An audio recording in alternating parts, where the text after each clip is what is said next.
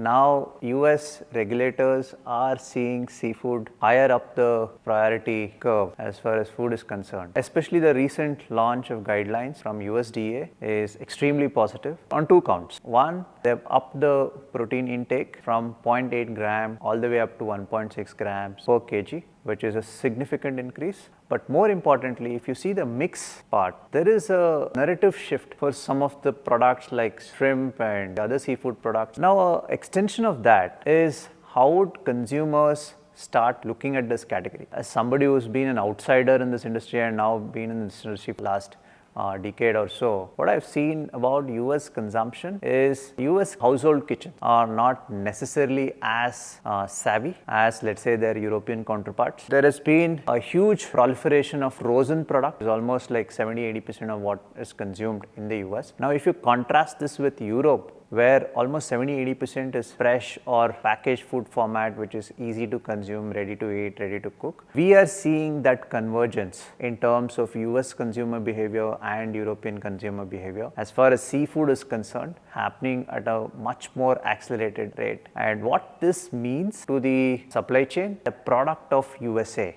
is going to be more important. Higher investment in infrastructure and processing infrastructure in the US is going to get accelerated in the coming years. The second biggest trend that I see as far as US is concerned is US started SIMP in 2018, and I think that program is now getting into that horizon where digital traceability is not something that is compromisable. So it is going to be critical for market access for players, especially on the upstream side of the value chain. So digital preparedness is going to be a lot more critical for upstream players, whether it's on the fishing side, farming side, or processing side. Digital is going to be much more than a buzzword. These two are critical mega trends that we feel US is going to see